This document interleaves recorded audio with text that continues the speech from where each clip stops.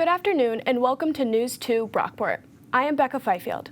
Today we have some top stories you don't want to miss. SUNY Brockport's guest speaker was the subject of a statewide controversy earlier in April. We'll give you the latest updates next. And Brockport is also being accused of discrimination in the classroom. We'll tell you all about it after our weather forecast. Ellen? Good morning, everyone. Today the campus is beautiful with the sun shining, bringing us into a beautiful sunny day. We can look forward to a beautiful graduation coming up with lovely weather. If you've noticed the increased pollen, you're not alone, as the levels have increased dramatically. But with rain coming later this week, that should lighten the effects. Back to you, Becca. SUNY Brockport's been in the national spotlight for the past month, all in response to the invitation of a controversial speaker. Jalil Muntaqim, formerly known as Anthony Bottom, was a member of the Black Panther Party and served nearly 50 years in prison for the murder of NYPD officers Waverly M. Jones and Joseph A. Piagenti in 1971. He spoke to an online audience of 500 people. As our Caitlin Stair tells us, before the speech, protesters made their voices heard. With horns blaring and flags waving, protesters squared off with students on SUNY Brockport's campus in early April. Protesters were outraged by the description of Muntaqim as a political prisoner rather than any mention of his previous crimes. Since the event blew up on social media in the beginning of March, protesters who referred to themselves as Blue Lives Matter advocates gathered every day in front of President Heidi McPherson's house until the day of the event. Protesters like Charles DeFrank say they are there to support law enforcement and the families of Muntaqim's victims. The thing is, it's a part of the family members of victims. That's what it's support of. There were dozens of police officers on campus the day of the event, securing buildings and making sure the campus was safe. Officers also used bomb-sniffing dogs around the president's house and other buildings on campus. During the height of the protest, police had to put up barricades between the two sides of protesters. A lot of students who showed up said they were there out of curiosity, but others were there in support of Muntaqim speaking, saying freedom of speech is something that shouldn't be forgotten. We have this we're supposed to be having academic freedom, but it's stifled because yes, the event's virtual, yes, it's still happening, but I feel like it's kind of like not 100%. It was just a couple weeks ago when protesters were here on this sidewalk. Now that the controversy is over, the conversations about free speech and who can come to this campus and speak are still ongoing. Caitlin Stair, News 2. A college campus should be inclusive to everyone of all abilities, but recently, students are questioning many of the college's outdated facilities. A petition asking for updated desks at the college have been circulating around the campus community.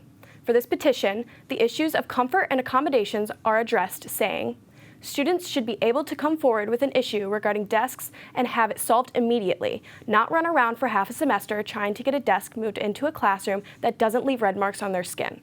Brockport student Joanna Mott told us she intends to continue this fight and wants this issue addressed by the college by May. If you drive a car, you may have noticed the amount you pay to fill your gas tank has dramatically increased. Gas prices have skyrocketed in the last few months due to inflation, lack of resources, and higher demand. Last year, the gas in upstate New York cost over $1 less per gallon. Gas station employees see firsthand how these prices are affecting customers. I think it's a little crazy the way they're going up. I think we could be energy independent again, but they're holding us back. Prices are continuing to rise across the state, with the national average standing over $4 a gallon. As we see gas prices continuing to rise, many students are starting to walk instead of drive around town to save their cash. With spring quickly approaching, more students will be walking to the store or to house parties in the village at night. Safety officials recommend students always walk in groups and have university police on speed dial or call 911 for off-campus emergencies. Up next on News 2, things are beginning to swing into gear for a local college baseball team. We'll introduce you to the team next. And a new NFL rule allows for both teams to have a fair shot to score in overtime. Our sports anchors will tell you all about that after the break. In the beginning, I knew I had the passion and drive to achieve great things, but I was still a young lad in a big, cutthroat, competitive world. I was missing something that could give me access to opportunity, something that could open doors to my future, something that could get me started in the real world, it soon became clear I was looking for the key to success. And I found it at the College of Brockport. Welcome back. I'm Lindsay Madison. And I'm Jack McElligott. Today, we'll bring you the latest stories on the Brockport baseball team, the recent NFL overtime rule change, a 3-time national champion wrestler, and March Madness and the championship game. Jack, let's start with the Brockport baseball team. The SUNY Brockport baseball team looks to continue a history-making season. They recently extended their win streak to a program record of 11 straight wins and currently have a 13-2 record on the season. Their pitching staff has been lights out, only allowing 23 earned runs and 119 innings pitched. With an offense that has averaged over 11 runs per game, on top of that, the team has been dominating. Their next games will be at home against the Oneonta Red Dragons as they host them Saturday at 3 o'clock, as well as on Sunday in a doubleheader starting at noon. Previously, playoff games in overtime were once the first team scored, but not anymore. The NFL recently changed its overtime rule, which reduces the chances of luck in a winning a playoff game. Under the new rule, both teams will get the chance to score in overtime. The old rule gave an unfair advantage to the team that won the coin toss. The opposing team didn't have the chance to get the ball and would lose if the coin toss team got possession first and scored. The most recent example of this was last season when the Buffalo Bills lost to the Kansas City Chiefs in overtime. The Chiefs won the coin toss and scored, leaving the Bills shut out from getting a chance to answer back. The new rule only impacts postseason overtime games. The Buffalo Bills recently announced a new stadium agreement that will keep the franchise locked up in upstate New York for 30 more years. The new venue will be built across the street from the team's current home field and will come with a hefty $1.4 billion price tag. The stadium agreement calls for $600 million in state taxpayer funding alongside $250 million from Erie County. The Bagulas, who own the Buffalo Bills franchise, will be contributing over $500 million alongside aid from the NFL. Currently, they expect to break ground on the site by next spring, with the completion date set for 2026. A Hilton High School graduate just earned his 3rd consecutive NCAA Division I Wrestling Championship title. Cornell wrestler Yanni Diakomahalis had a standout performance this tournament and was even a finalist for the renowned Hodge Trophy. This hometown hero came to nationals ranked 1st and valiantly defended his high ranking. He dominated his way through the tournament at the 149-pound weight class, defeating the University of Nebraska's Ridge Lovett 11-5 in the championship match. There are no days off for Diakomahalis. After the win, he was back in the wrestling room the next day with even bigger goals in mind. He will be competing this June to earn his 2nd USA World Team spot for the chance to represent the United States in the World Championships in Serbia later this year. A Rutherford High School senior applied to 27 colleges and universities and has been accepted into all of them. Applied to all these colleges and I got in. The 18-year-old Rutherford High School senior applied to 27 colleges and universities, and he got into all of them. That's such a weird thing to occur, but the fact that it did happen, I'm so excited about it. The 27 schools include multiple Ivy Leagues like Yale, Harvard, and the University of Pennsylvania. I've just really been trying to soak it in. Besides hitting the books, Jonathan plays for the school's football team. I absolutely love sports. He even made time to invent something that helps the deaf and blind. I've always loved creating devices to help people, so I definitely want to further that. So how exactly can someone get into every school they apply for? It was really just writing a set of essays for one college and then from there tweaking them specifically for the colleges. Rutherford staff members say he is an incredibly hardworking student. He's very articulate, very forthright. Jonathan says his family motivates him every day. I really do look up to them because they showed me what it's like to be passionate about something. And his advice for students who want to succeed: keep grinding no matter what. Jonathan says he has not picked a college yet, but we know 27 of them would be lucky to have him. Walker has received scholarship offers totaling over $4 million combined. He is still deciding on which school he will attend. The men's March Madness tournament just wrapped up last weekend in New Orleans with the Kansas Jayhawks defeating the North Carolina Tar Heels 72-69. In the first half, it was anyone's game. The Tar Heels and Jayhawks battled back and forth, with North Carolina taking the lead by 16 at halftime. The Jayhawks managed to rally back in the second half and make it a contested game against the Tar Heels.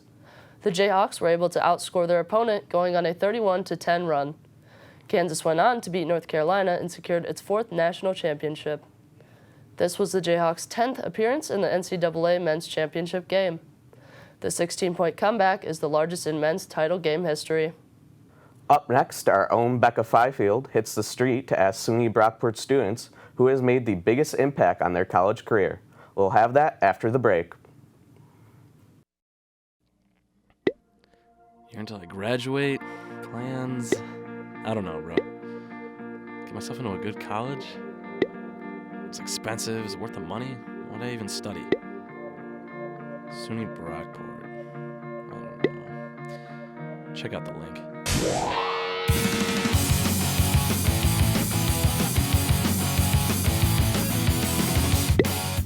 I'm Jamie Smokeknot, a student at SUNY Brockport, and I made this message. Welcome back to News 2. I'm Caitlin Stair. Inspired by TikTok, Becca Fifield took to SUNY Brockport's campus to see who students' favorite professor or faculty member is. Becca Fifield with the scoop. I'm Becca Fifield, and I came to SUNY Brockport to ask students who their favorite professor or faculty member is and how they impacted their life. Here's what I heard. My favorite professor is Jim Hansen. And what do they teach? Oh, they teach modern and dance in the dance department. My favorite professor is Dr. Turner. He teaches African American studies. He's just very funny. He's very passionate about what he teaches. He's very concerned about the health and well-being of students. So love him to death. Favorite person on the planet. My favorite professor is Jennifer Wood, social work department. I love her. She's always so supportive of everything that we do, and we need more professors like her. My favorite faculty member is Michelle Friedman. I love her to death. I literally text her all the time about any issues that I have. She's great. She teaches chemistry in ways that I can understand. She's very nice. She's an amazing person, and I love her. My favorite professor is Professor Mary McCrank. I've had her for 2 classes last semester in news writing and fundamentals of media, and I really enjoyed her as a teacher too. She's also a great person too. Like, she's been understanding and stuff. If I needed to do something outside of class or I couldn't make the class, she was very understanding all about all that stuff. My favorite professor is Dr. William Turner in the African American Studies department. I like him because he's really funny, but he's also really personable. So he interacts with students really well, and all students, doesn't matter who you are. So I appreciate that, and he actually teaches, which is good too. Definitely Carson Young, John Kaiser. Yeah. Why are they your favorite? Just cool guys. Yeah, in general, laid back, personable, cool. Yeah. With the spring semester coming to a close, students are continuing to take a look back on who's impacted their college career the most. Becca Fifield, News 2. Thanks, Becca. It's important to keep in mind safety surrounding the Erie Canal as it is so close to our local college. The Erie Canal is the core of many towns in the Rochester area, but here in Brockport, however, residents are warned to keep safety in mind. Authorities say the canal reaches depths of up to 12 feet and strange debris has been found, including bicycles, shopping carts, tires, and even cars under the surface. Local college students and full-time residents are advised to stay above the water in canoes, kayaks, or other boats in order to stay safe. The canal is a key feature of the Rochester area, especially in towns like Brockport and Spencerport. Our Ellen Paddock has an inside look on the activities you can expect to see this spring. That's right, Kate. I went and visited the canal in Brockport, and although it is still pretty cold out, that hasn't stopped the locals from enjoying the paths. Thanks for joining me on the Paddock Cam. Here we are at the Erie Canal, which is the source of Brockport's rich history. When the canal opened at Brockport in 1825, it made it possible for the United States to establish itself as a continental power. This rise in economic and political power was one of the most important events in the 19th century, as it drastically cut shipping costs and time, creating a boom in the economy. The glory of the canal in this way was short-lived as trains became a more efficient way of transportation. Today, however, it is still being put to use recreationally for biking, running, walking, and fishing. The canal is the perfect place to walk your dog, take an evening bike ride with your family, or if you're feeling up to it, train for a 5K or even a marathon on the 19-mile Empire State section. The canal also borders several playgrounds, parks, and restaurants, making it the perfect place for summer activities. In the next few years, SUNY Brockport plans to add trails connecting the canal to campus. an exciting feature for future students to enjoy. Ellen Paddock on Paddock Cam. Thank you, Ellen. I had no idea the college had plans to connect campus to the canal. I just learned that too, Kate. The future of the canal and for the college is looking bright. Speaking of the future of the college, the end of the spring semester is on the horizon, and that means graduation is right around the corner for college seniors. The Brockport Student Council recommends seniors buy their caps and gowns as soon as possible to make sure you get the correct size, and you can do this in the bookstore at the Seymour College Union. The Senior Council also says applying for graduation is different than signing up to walk the stage. So after applying to graduate, click the link in your web banner to sign up for commencement. If you're a senior, you can check your email for any further updates or visit brockport.edu. An artist uses a high-tech robot dog to create great art for an even greater good. Jeremy Roth has a story today. Take a look.